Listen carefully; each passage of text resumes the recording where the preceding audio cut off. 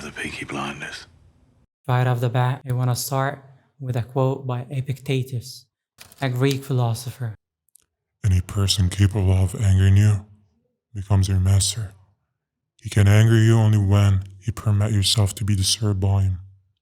Having that as a reference to what I'm about to explain to y'all is gonna save both of us a lot of time and effort. Let's get started. The story begins when someone was talking about the army and how bad soldiers get treated in there. In most countries, they break you and strip you from your dignity. For example, you might be detained or clean the toilets as a form of punishment. You'll get shouted at, they're gonna patronize you, and you'll be treated as you have less human rights than those in the higher possessions. You're gonna meet some of the most despicable people in your entire life. So for that, I don't blame them for what they said. Matter of fact, that's how life generally operates. It's just more aggressive and visible in the army. And if you don't understand the principles, you'll have a lot of unnecessary tribulations. Listen, I could genuinely change your entire perspective.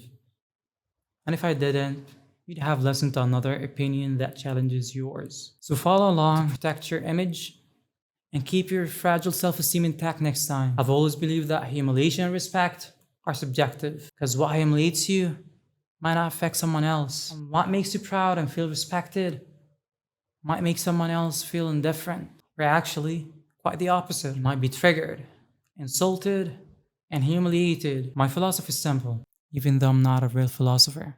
You humiliate yourself. But how is that? Why would anybody humiliate themselves? Isn't it ridiculous? And I'm answering with confidence, nope. So could you explain more? Sure. First I want to infer what I'm about to explain to ya from a scene from the famous show Peaky Blinders. And the character that's in the shot is the infamous Tommy Shelby. I really wanted to show you the scene, but YouTube will copyright it and block it in a lot of countries. Doesn't matter, that will do. So remember in Peaky Blinders, when Billy Kimber met Tommy Shelby, and after they finished talking, and while Billy Kimber was heading out, Tommy stopped him and expressed his admiration. And he told him how much he respected him for what he's done. And he also said that he'd be honored to work with him. But Billy Kimber replied, "People don't work with me. People work for me." And he got a penny from his pocket and he threw it on the floor. And he told Thomas, "Pick it up, Pikey." Thomas looked at him for a couple of seconds and then he went down to get it. His brother John tried to stop him and he stood up, but Tommy told him sit down, and he got down and got it. Do you really think that he'd humiliate himself for that kind of reason? But I'll be honest, the intentions of the move were not that noble. You can see that he wants to disrespect him. And do you know what would make him be on cloud nine? If he showed any signs of anger, lashing out, bitterness, or even reluctance. And what did he do? He has simply picked it up with a poker face, allowing no emotions to leak. He simply didn't care and did exactly what he asked for. He portrays how smart he is by knowing when to put his pride aside for his future plan. Sometimes you'll need to appease him like that, but not because you're losing, but because you've won a long time ago when you made the right decision not to act as a little boy and make a fool out of yourself. So forget about your image, forget about your ego, and even forget about your feelings, because it ain't helping you out in this kind of situation. Counterintuitively, what comes into your mind in these scenarios would make it worse. It's gonna harm you, not doing any good. You think when you try to disrespect the other guy, that you'd win the battle. However, it ends up working against you, and the other person might even laugh at your face. That's if not all the other people around you did too. Most of the times it's counterproductive. And here, you gotta learn to distinguish. Because quite frankly, I'll let the other person go with it as well. There are certain scenarios where appeasing the other party is your best move. And for sure, sometimes you need to take other actions that might even escalate to violence. I'm not restraining anyone, but trust me, it ain't cool when you act like a kid. Do to yourself esteem that you're trying to protect a favor and remain calm. If you're certain that taking an action wouldn't harm you or would actually make your situation better, then let him shove it. You're the person that lets him tarnish your image. If you don't care and you act as the bigger person, no one would be able to say a word. And of course, this action must not be repetitive, because if it is, and you kept on remaining silent with no actions, then you're weak and you're an easy prey. So clearly, I'm not talking about bullying today. Again, if someone is constantly harassing you, take an immediate action.